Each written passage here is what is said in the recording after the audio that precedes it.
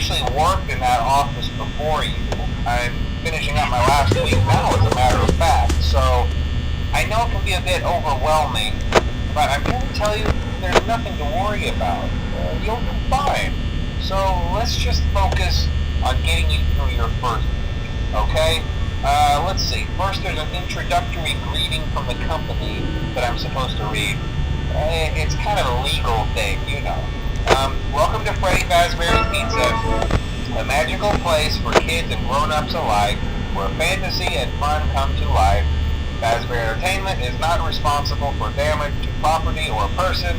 Upon discovering that damage or death has occurred, a missing person report will be filed within 90 days or as soon as property and premises have been thoroughly cleaned and bleached and the carpets have been replaced. Blah, blah, blah. Now, that might sound bad, I know, but there's really nothing to worry about. The animatronic characters here do get a bit quirky at night, but do I blame them? No. If I were forced to sing those same stupid songs for 20 years and I never got a bath, I'd probably be a bit irritable at night too. So remember, these characters hold a special place in the hearts of children and we need to show them a little respect, right? Okay. So just be aware, the characters do tend to wander a bit. They're left in some kind of free roaming mode at night. Something about their servos locking up if they get turned off for too long. They used to be allowed to walk around during the day too, but then there was the bite of 87. Yeah, it's amazing that the human body can live without the frontal lobe, you know? Now, concerning your safety, the only real risk to you as a night watchman here, if any, is the fact that these characters, if they happen to see you after hours, probably won't recognize you as a person. They'll most likely see you as a metal endoskeleton without its costume on. Now, since that's against the rules here at Freddy Fazbear's Pizza, they'll probably try to forcefully stuff you inside a Freddy Fazbear suit. Now, that wouldn't be so bad if the suits themselves weren't filled with cross beams, wires, and animatronic devices, especially around the facial area. So you can imagine how having your head forcibly pressed inside one of those could cause a bit of discomfort and death. The only parts of you that would likely see the light of day again would be your eyeballs and teeth that pop out the front of the mask. Yeah, they don't tell you these things when you sign up. But hey, first station of the breeze. I'll chat with you tomorrow. Check those cameras and remember to close the doors only if absolutely necessary. Gotta conserve power. Alright, good night.